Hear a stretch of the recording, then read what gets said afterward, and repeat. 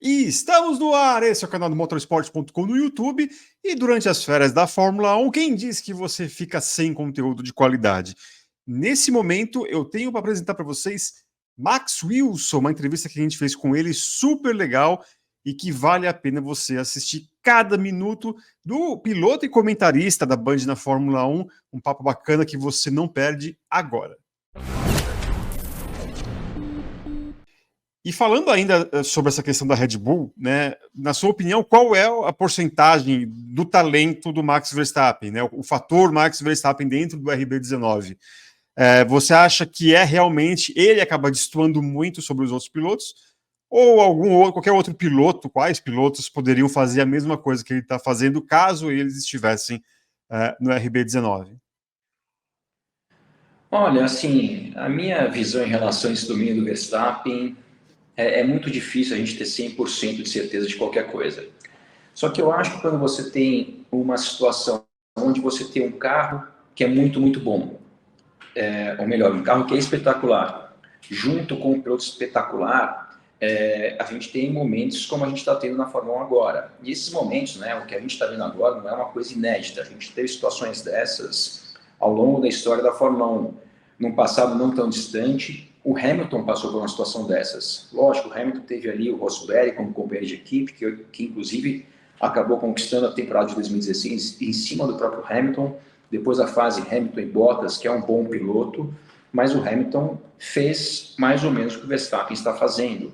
Na época da McLaren, Senna, na época da Ferrari, Schumacher, de novo, alguns carros espetaculares, né? Início dos anos 2000 com a Ferrari, e um piloto diferenciado como Schumacher. Então, é uma combinação realmente que tende a ser um campeonato ali de um piloto acima de todo o resto, um piloto e, obviamente, um carro. E, então, assim, eu acho que o que está acontecendo agora é exatamente isso. A gente viu há 2 anos atrás uma situação na Fórmula 1, me refiro à temporada de 2021, com dois pilotos espetaculares, Verstappen e Hamilton, com dois carros espetaculares, a Mercedes na ocasião e a Red Bull, que aparentemente eram muito competitivas entre si, e a gente viu aquilo que a gente viu em 2021 como um dos melhores campeonatos da história da Fórmula 1, que foi decidido aí na última volta da última etapa, mas isso não é tão comum quanto a gente vê um carro dominante, e quando casa de ter um carro dominante com um piloto espetacular em cima desse carro, é o que a gente está vendo nessa temporada de 2023, na minha visão. Perfeito. Agora, você citou a Mercedes, né? Para você, essa Red Bull de agora, né, o conjunto Verstappen e RB19 versus Hamilton com o auge ali da Mercedes, para você, qual que está sendo mais forte? Esse momento atual ou o momento do auge do Hamilton na Mercedes? Que assim, eu acho que os dois são muito, muito fortes, o suficiente assim para quase, é lógico, um talvez tenha sido um pouco mais do que o outro ou vice-versa, mas como a supremacia é tão grande, quase não fez diferença. Por exemplo, a Red Bull, desculpa, a Mercedes de 2016, logo de cara, assim, eu me lembro de uma corrida, que foi por um acaso a corrida de estreia do Max Verstappen na Red Bull, e a primeira vitória do Verstappen, que foi aquela corrida de 2016 em Barcelona, quando o Rosberg e o Hamilton se bateram ali logo após a largada na curva 3. E eu digo isso porque aquela era uma corrida, assim como a maioria daquele ano, que a Mercedes, uma das duas Mercedes no caso, né, ou Hamilton ou Rosberg, iriam ganhar com facilidade. Então, assim, o que eu acho que está acontecendo primeiro, o Verstappen não tem uma competitividade dentro da equipe. A gente não vê com Verstappen, ou melhor, na Red Bull, com Verstappen e Pérez, uma situação que a gente viu lá com Hamilton, Rosberg, Senna e Prost. Então, a gente tem uma equipe que fez um carro espetacular. Hoje, tem um piloto que, seja pelo motivo que for, está andando muito melhor do que o outro, então logo de cara eles teriam alguns entreveros, já fica uma situação um pouco mais limitada de acontecer, porque eles não se cruzam muito na pista. Se a gente for pegar as últimas 6 corridas desse campeonato de 2023, 5 delas o Pérez não estava nem no Q3, eles tiveram a disputa agora, que nem pode ser considerada muito a disputa, né? Mas o Verstappen passou pelo Pérez agora em Spa, numa pista que a ultrapassagem não é muito difícil.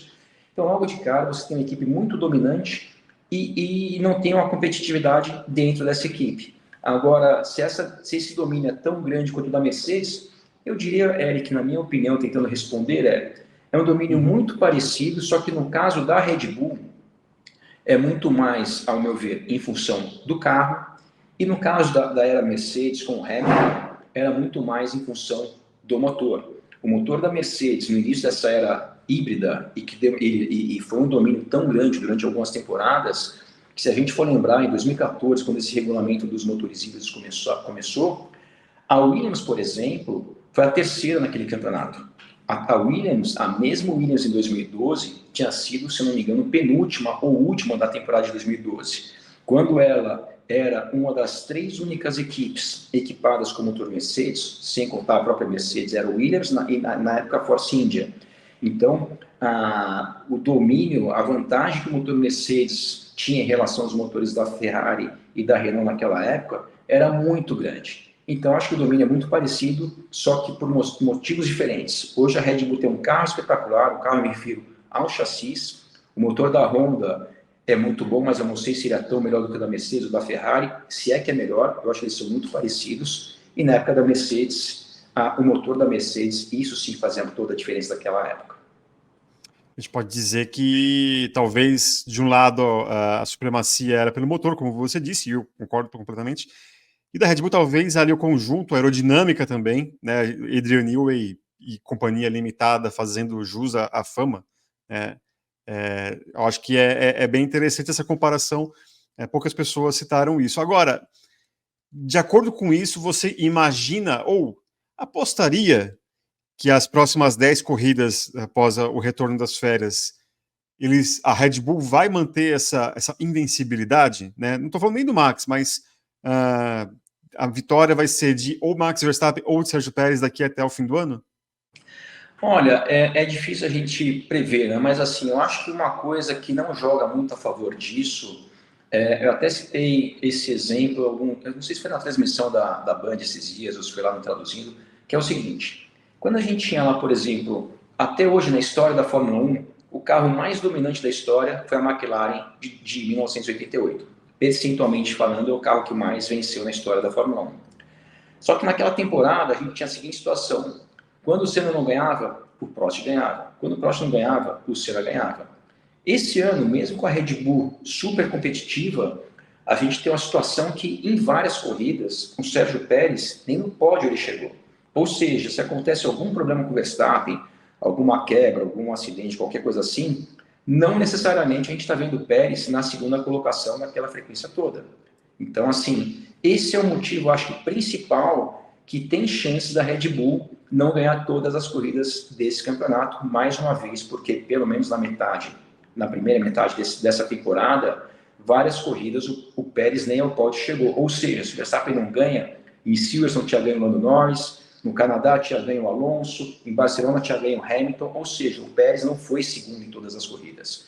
Então, realmente, eu acho que isso é um ponto aí que não favorece para a chance da Red Bull ganhar todas as corridas. Agora, se tratando do Verstappen, eu acho pouquíssimo provável que, caso não aconteça nenhum tropeço aí na segunda metade do campeonato, que vai ser muito diferente do que foi a primeira metade, porque quando você pega um piloto que na média está chegando a 20, 30 segundos na frente do segundo colocado, esse final de semana em particular, ele chegou a 22 segundos à frente do Sérgio Pérez, sendo que ele ultrapassou o Sérgio Pérez na volta 17 de 44.